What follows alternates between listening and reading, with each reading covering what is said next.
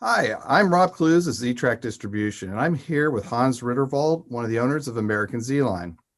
It has been an amazing 2020 for AZL and Z-Scale. The Maxi releases and RS releases have been extremely popular.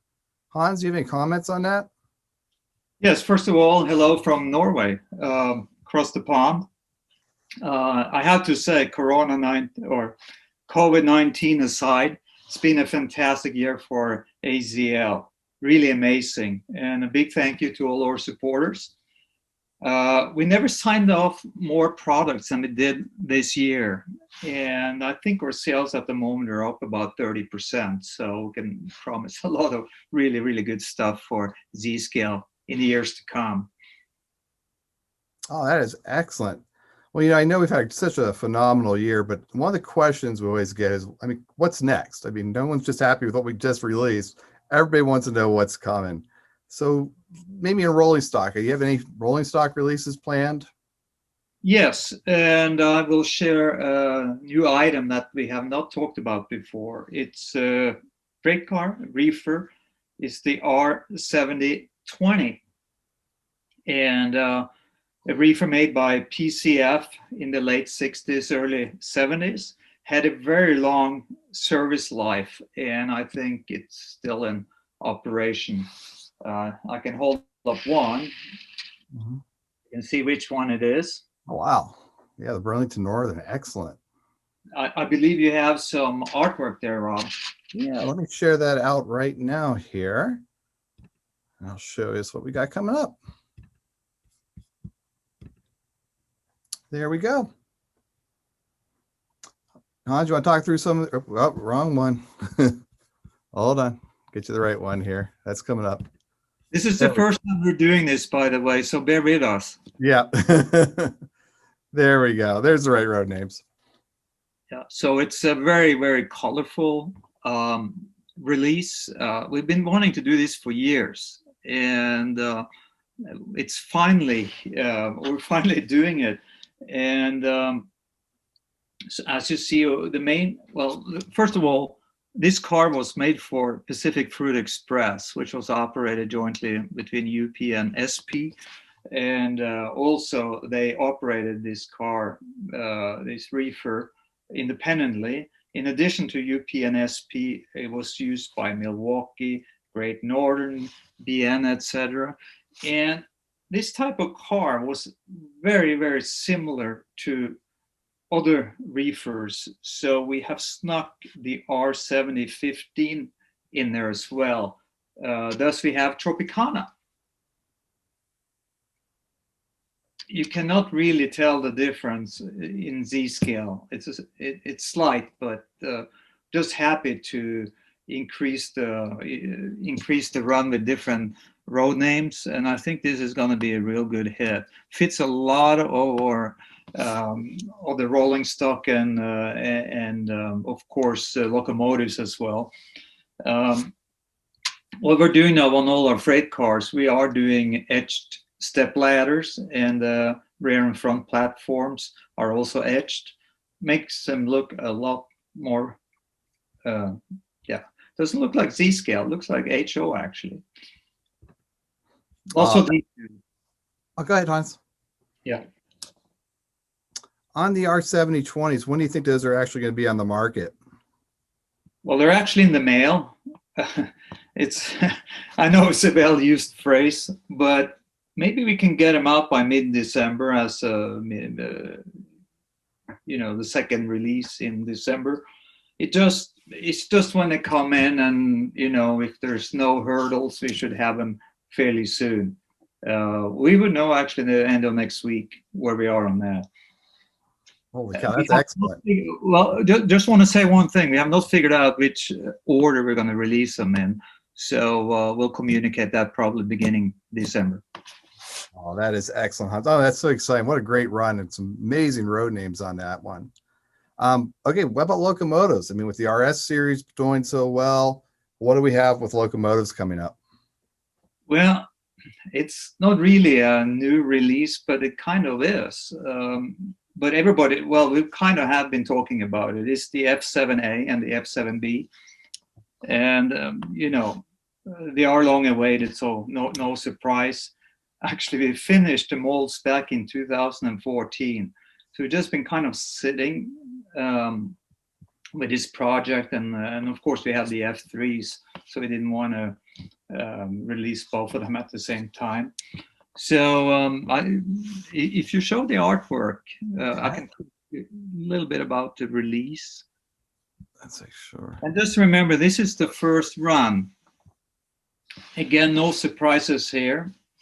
We're doing a couple of firsts, I guess. I don't think we did a. There is some. Well, we haven't done a lot of Western Pacific locomotives, so that's kind of pardon me. That's kind of exciting to have that one up and running. And Erie La Havana, I know it's a first for us. So it's important also to have some of the Eastern locomotives in here. So a lot of variations.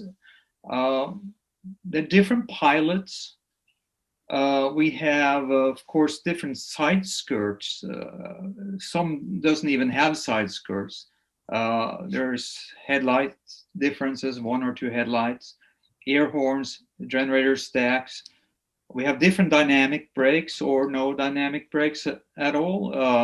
We also have some of the F units without roof overhang and some with the roof overhang. So these are, and then some have winterization hatches as well. So a lot of variations within this run on details, and I think that's always exciting. And as you see on the artwork slide, I think most of these releases will be a combined A and B unit. We will also have separate A units and B units. Details will of course follow. Yeah, and I'll tell you, I was looking at the artwork, a couple call outs here. I'm seeing the Northern Pacific, and I think it's that Lowry paint scheme that goes with the lightweight passenger cars we just released. I'm also seeing Wabash, which is a new engine for us. I mean, we did Heritage, but not the original period of Wabash. And we have the heavyweight passenger cars, I believe, to go with those as well. So we're filling in some holes here, it looks like, on our with our F7s. Yeah, and that's really how we want it to be. It's we came out with a lot of lightweights and heavyweight passenger cars, and we didn't have the locomotive, but a little bit of patience. We don't forget about things like that. They're coming slowly. Oh, that's excellent. When do you think we'll have the F7s on the market?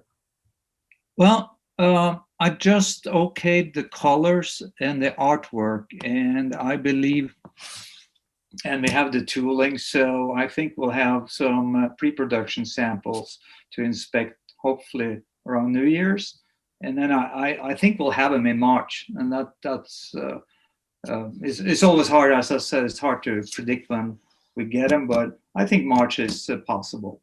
So in the spring, that is amazing. That is going to be another great release, Hans. Gosh, I mean, everything's so truly exciting. Do you have any other comments or anything else you'd like to share? Yeah, I mean, just a comment on the Super Chief, the Santa Fe Super Chief, and that's kind of why we were rushing the F7s now, because we need motive power. So we're going to have a lot of Santa Fe F7s and A's and B's to pull the Super Chief, and so also the Super Chief, I think, will show up in March. We'll try to well, we won't release one without the other. That won't happen, but we're hoping March. And I just have a comment. We got the first pre-production samples. That's never happened before, and I'm looking at it. I'm holding the RPO in my hand, and it's rare to have something that looks production ready so quick. And so we're very impressed with our factory in China that turned around real quick to make this, and we were so happy. So we signed off on 2 other name trains, but more on that later. So in the future we'll have a lot to announce, but they're quite quick on the passenger cars. So that's exciting for us in the sea world. Yeah, what else? Well, I think this is basically it for now. No, one more thing. We're also doing a rerun on the E8s, E9s, and not a big one. Road names are BNO, CNO, Kansas City Southern, Pennsylvania, the Brunswick Green, Rock Island, that's also a new E8 locomotive. We're also having a Southern Pacific, this time the Bloody Nose, and Via Transit in Canada, we're also going to do. Oh, that's And I think they'll follow. So if you want to ask when they're showing up, probably just after the F units in March. So April, May, possibly. oh my gosh, that's amazing, Hans. Just amazing. And I think that's it for me. For now, we hope to be back in December with another live event, and maybe we'll have some new announcements. Who knows? Oh, that sounds great, Hans. Well, Hans, thank you for your time. We look forward to everything, and we'll talk again hopefully here in December. Thank you, Rob.